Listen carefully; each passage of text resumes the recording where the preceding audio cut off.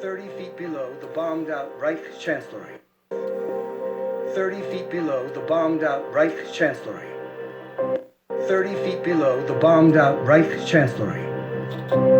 Hitler and Brown retreat to a private room. Soldiers are instructed not to disturb them, but they hear a gunshot. Aides open the door. She's dead, having taken cyanide. He's dead, having put a bullet through his temple. She's dead, having taken cyanide. He's dead, having put a bullet through his temple. Having opened the door. She's dead, having taken cyanide. He's dead, having put a bullet through his temple. The bodies were wrapped in blankets, carried out by some of Hitler's remaining staff into the gardens behind the Reich Chancellery, and with the last few precious gallons of gasoline in Berlin, the bodies of Adolf Hitler and Eva Braun were unceremoniously burned. Meanwhile, there's artillery, and the Russians are very close at this point. Few know that Hitler is dead. No one knows how to stop the war. If you're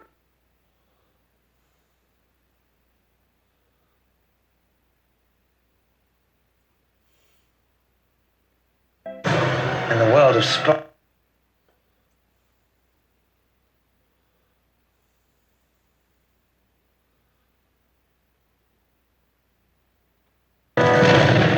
On April 30th, 1945, Berlin is a battlefield. Germans defend their capital, unaware of their Führer's fate.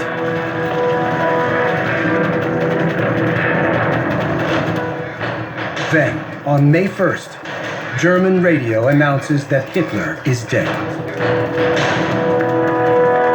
The next day, German forces in Berlin surrender to the Soviets.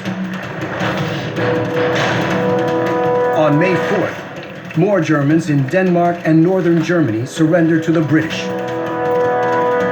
But Allies demand more, a total, unconditional surrender of all Nazi forces at once. This has been agreed to, that there will not be separate pieces made by anybody. Finally, formal surrender negotiations begin in this schoolhouse in France. But the Germans are dragging their feet. All of it is part of a stalling tactic by the Germans to allow a few more hours, another day, perhaps 2 days, for as many Germans to get away from the Russians as possible in their mass flight to the west. But some are still fighting. On May 6th, German soldiers in Holland open fire on citizens in central Amsterdam. They kill 22. Some of them fight to the bitter end. It's awful to the last gunshot. Finally, at 2:41 a.m. on Monday, May 7th, it all ends with a formal, somber surrender. Signing for Germany is Alfred Jodl, one of the last Nazi leaders who isn't dead, captured, or on the run. Officials ask the media to hold the story until Allied leaders coordinate an announcement.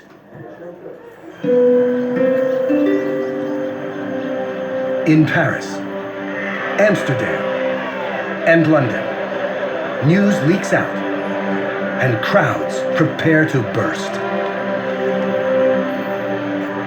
Finally, airwaves crackle with the announcement everyone's waiting for. Yesterday morning, at 2:41 a.m., the German High Command signed the Act of Unconditional Surrender. Today is Victory in Europe Day.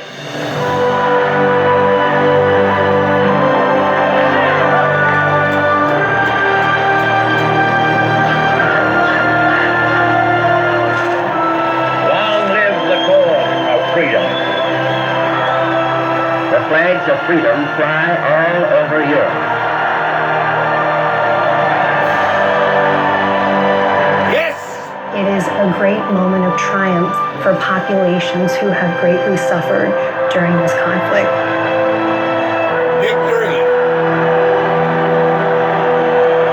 The bells toll from St. Paul's Cathedral in London.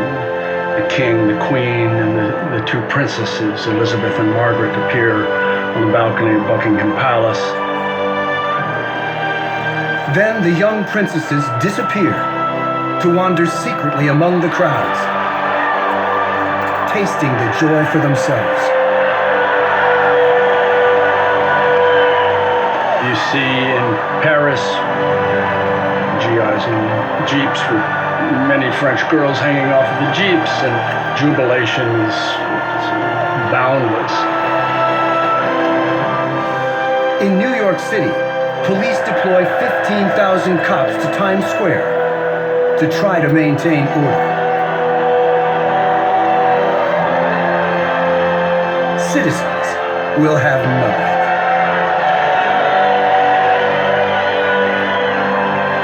Those above the fracas open their windows and throw scrap paper, torn phone books,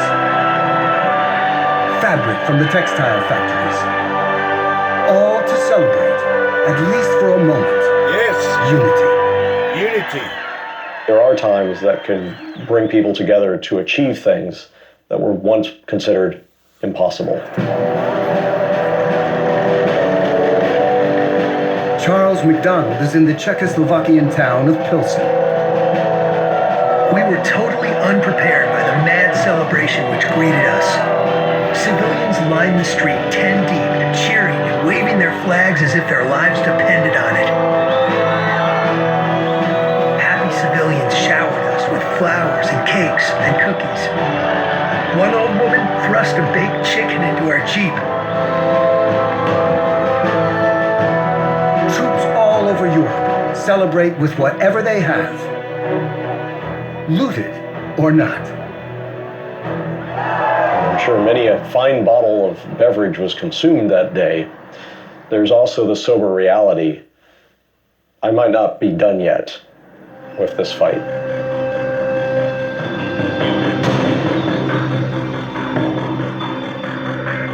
Tokyo Halfway around the world, another war has been raging in parallel. The Pacific War, pitting allies against Japan. Troops fighting on the island of Okinawa don't find peace in Europe very comfortable. No one really cared. They're in the middle of this bloody, muddy, absolutely ghastly fight for Okinawa. And they feel as though they've gotten the short end of the stick in this war. In the Pacific, the war will build to its own stunning climax, exactly 100 days from now. And this is going to be one of the most consequential 100 days in world history. But in Europe, it's finally over. The 1,000-year Reich lasted only 12. And the world begins to pivot. VE Day is a milestone in the 20th century, and in many respects is a doorway where one world comes to an end, but then another world emerges. From this day forward, children of war become children of peace. They inherit a destroyed continent, but also a new future. Some of them had never known anything but Nazi occupation. I began to realize what we were fighting for. And I found a lump in my throat, which I could not swallow. Beginning on VE Day, a new Europe is now theirs to create.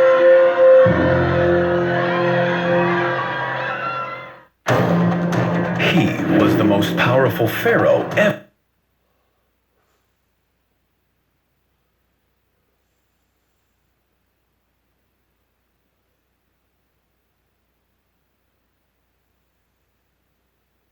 According to the texts, Firamesse must have been a splendid city, full of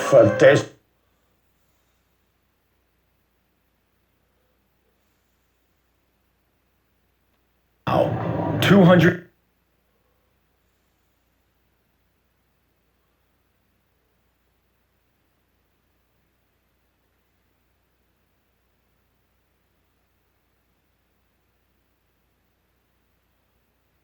is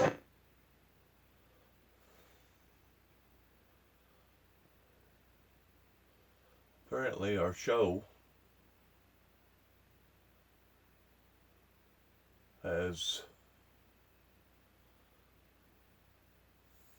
now been over with pertaining to the ending of Nazism. It has been a great day to celebrate their victory in regards of what occurred yesterday in the 75th anniversary, representing the ending of Nazism that tried to dominate the whole world. We as a society always needs to respect the past in honoring all of those who sacrificed so greatly, but at the same time learning from it so that it would never, ever be repeated again towards this type of tyranny that was trying to rule and dominate society in an evil, demonic way.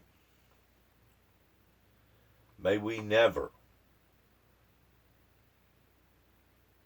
have to pass the path of that type of tyranny again, that unleashed and uncontrolled can literally enslave humanity in ways such as mankind has never been enslaved before. Thank you for listening to the program on this particular anniversary day that has just passed in identifying the 75th anniversary of one of the greatest generations, our heirs, that has ever come forth onto the world. Good luck and shalom.